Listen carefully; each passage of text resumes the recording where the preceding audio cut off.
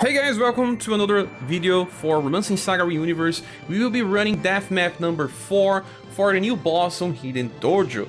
Well, we have a new event for SaGa Final Fantasy Legends celebrations, and that allows us to also fight this new special boss called Haniwa. I think he'll be here for a whole month, so it's important for us to understand how this boss works, because he's here to stay. Well, this is a very specific type of fight with lots of gimmicks. Haniwa has resistance to all status elements. He will attack with slash and blunt and heat, and also sometimes stun. Heat is a spell attack, and the other attacks are based on slash and blunt, but mostly blunt. This one uses more blunt than slash. First turn there's a lot of slash, but then mostly blunt and heat. At least it has no resistance to any type of damage, so you can use any type of damage here, but there's no weaknesses even. So you can use any type of characters and build your setup thinking on how you can defeat Haniwa. Well, I suggest you focus on blunt and heat resistances and just bringing characters that can, well, naturally resist this, unless your character is so strong that you can, well, compensate. I have some strategy here. Haniwa also starts attacking with the multi-hit attack since the start of the fight.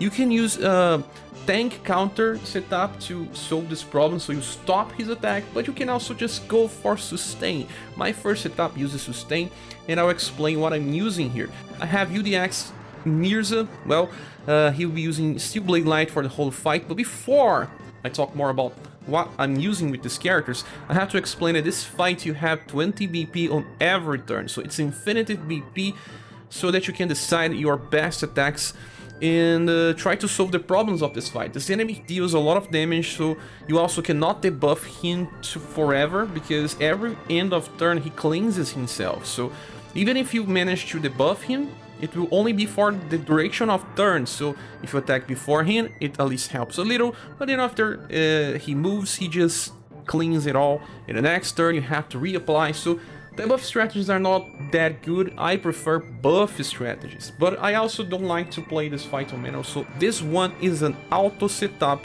and there is at least one buffer here that will work even on auto. That is Nawal's daughter.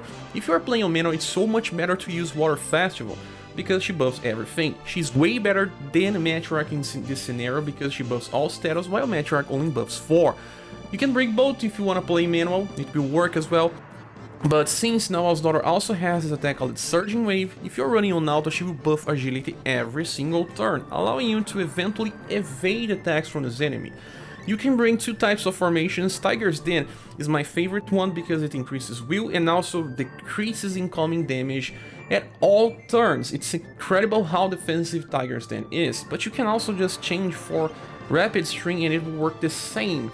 Rapid String allows you to evade faster, but receive more damage on the start of the fight, while Tiger's Den is different. It's just, well, defensive all the time, and even if you take damage, you take very low damage. Really doesn't matter. Tiger's Den deal with less RNG, while Rapid String deals with more RNG. I will show you Tiger's Den because you can kind of replicate this with some other styles, and it will also work.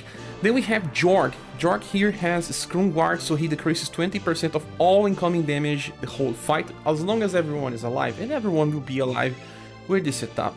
I have a damage dealer here being Red, because Red gets stronger with agility, so he will be using Punishing Combo every single turn. And then, yeah, Mirza was here already. I talked about him. He's just using his Steel Blade Light to heal every time. It's overkill. You will never lose because of Mirza. Mirza is not necessary. You can even use Princess White Rose instead of Mirza. Well, just don't place Princess White Rose in the front, and she will just keep healing when needed. Rock Bouquet is here with Water of Life Inherited, so if she needs to heal, she will, and she will just keep using Psycho Boom to debuff intelligence of this boss. It's not exactly needed to debuff intelligence, but she's also a damage dealer, so why not use both things? And the last one is, it's that. This is my setup. Okay, Nawal is in the front because if she dies, she heals the whole squad, and Mirza, when gets countered, he heals as well. Well, with a chance, but still. Let's go and face this boss. So the battle started, let me explain here. Haniwa will use a multi-hit attack. If you had someone that can, well, counter, it would be better to just stop the attack right from the start, but since I'm very defensive on this fight, it will not matter too much. Let's just hope that he does not attack my mages like with 3 hits or more, the damage is still pretty high. Even with all this setup. Well, Mirza countered. You have a little more chance to be attacked when you have the front line. So Mirza is on the front line trying to help this.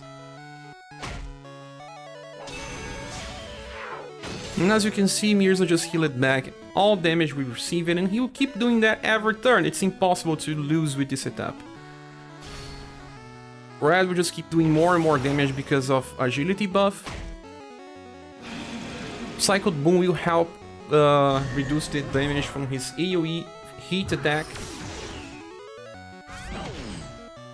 Also, check your characters, check if you have blunt and heat resistance. This is the most important thing here. But Mirza just helps and makes everything easy. Like I was saying, if you don't have Mirza, you can bring a Ward Sophia, the limited style. You just inherit the heal spell. You can also bring Princess White Rose, just use her as a, well, healer. You don't even need Chocolate Ball. Or any type of other healer. Taria can also work here. She deals very good damage as well. Just bring another healer.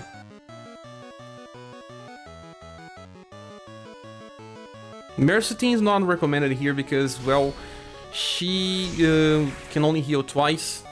And besides that, she does not do much damage. But if you prefer, you can run on manual and just bring Matriarch to allow you to evade faster. We'll start evading most attacks now. Look, he just used Seven's Word and we counter with Mirza.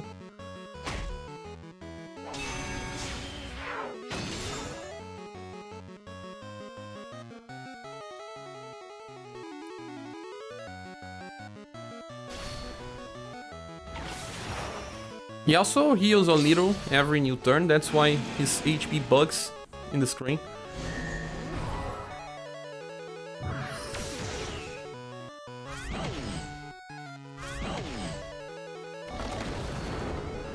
See, many characters are already evading.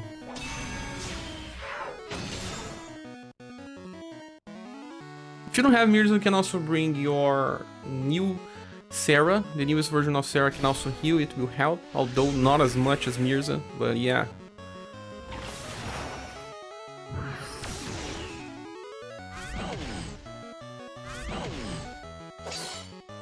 Mirza is also such a good damage dealer that makes everything easier. Well, even Rock, okay, very good damage dealer for this fight. So as you can see, it worked. I will show you now other strategies. The second strategy uses a similar setup. We do keep 2 characters here. We are keeping Nawal's daughter and Jorg. Why? Because they are very helpful here. You can even use a manual setup right on the start just to help with Water Festival and then just run on auto that it will also work. This one is faster to deal damage because we have Sif. Sif is here because she has a very good opener with Mountain Cross that buffs STR and Dex, and she will keep buffing that forever. Stacking with Nawal's daughter. Then we have damage dealers with Fuse. Fuse will just keep buffing Morale with air support, and this is also very good as a damage dealer, while Liza will just keep using her 4S damage attack Sky Twister. This is good, may rely on some RNG, but it will also work. So let's run this on manual, at least for the first turn. So we have Water Festival to decrease the damage from first turn, and then we just can use everything else here like Mech Blade, Air Support, Water Festival, Mountain Cross.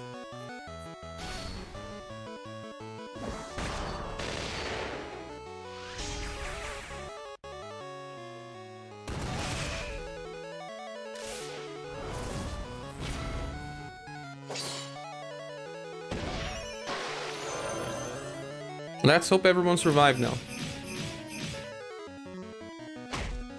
Yeah, we're still alive, huh? You can already start growing for full auto if you want. I think it's already good enough. This one is faster because we are dealing way more damage here.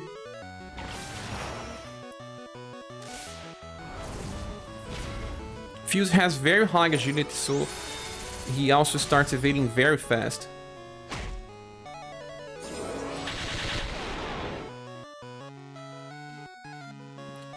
Either now or Jorg will have to heal now, but it's okay.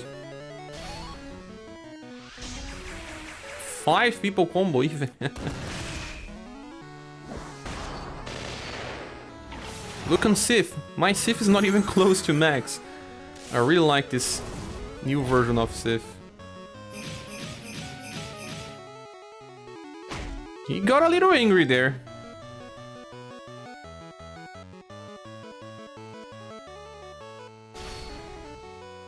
Fuse also healed himself. It's amazing in this fight.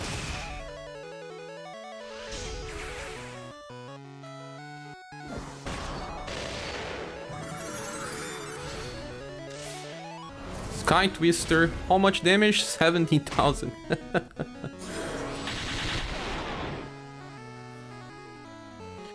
Way faster strategy as well, huh?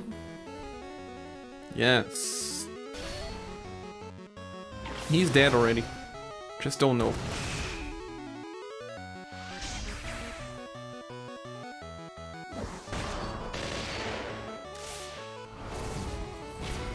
Oh yeah, of course. 73,000.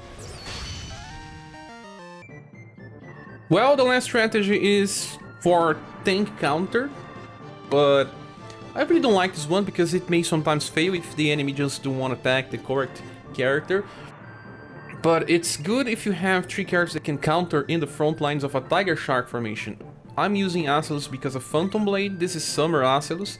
She will just use this as fast, so always goes first. She debuffs intelligence, reducing the AoE spell attack, and also decreasing, more if she gets to counter.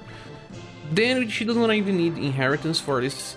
We have UDX Madeline. She can just keep using Flying Blade or just use Hidden Moon or Mano, so since she will also counter direct attacks.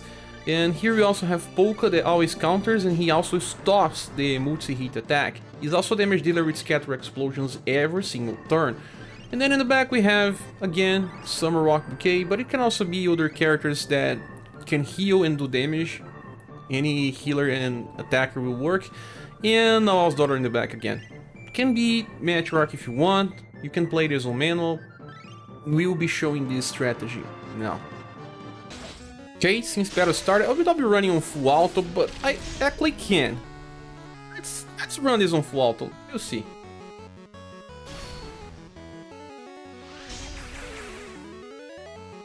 I could have at least used it Water Festival once. But since this will stop this multi-hit attack from start, I don't think we really need. Yes, as you can see, we will just stop his multi-hit attack.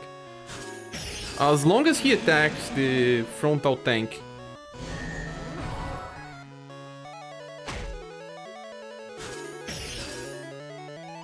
Since BP is not a problem, she will just keep just evading and countering all the time. Phantom Blade is that good here. There is one character that I don't have that is amazing here as well, and that is UDX Rupina. I really don't have her. If you have her, you can use her in the setup like this because she deals even more damage. And intelligence debuff is not even that needed, so it may be faster. She deals way more damage. Acelus very does damage. In this case, yeah, debuffing intelligence was pretty nice. Also, Polka is very good here because he negates fire damage. As you can see, I'm running on auto, and it's running pretty fast, pretty well.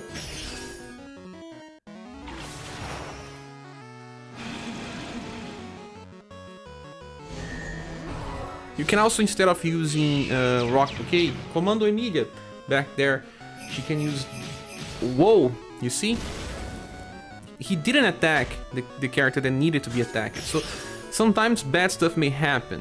Rock Bouquet has Water of Life, so she will heal and revive my Nawal's Daughter, so still fine, I think. But as you can see, there are a little more RNG when using tanks, because they need to be attacked.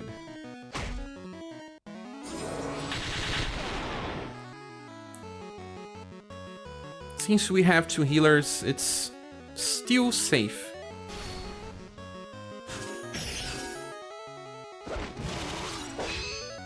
Madeline doesn't do much damage, but at least she's here to stop as well and also evade.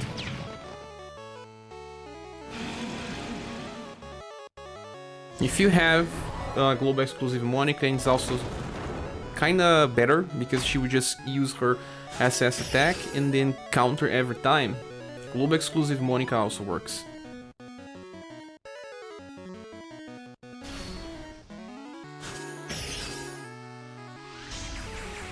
The good thing about Madeline is that she can sometimes get STR and agility and heal herself. That really helps, reduces the stress of our healers. And the battle is already ending, as you can see.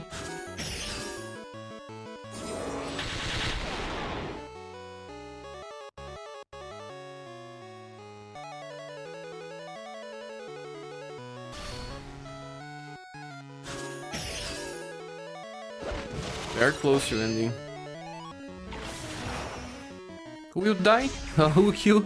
Psycho Boom. Nice, I need to level this up to max, still not maxed.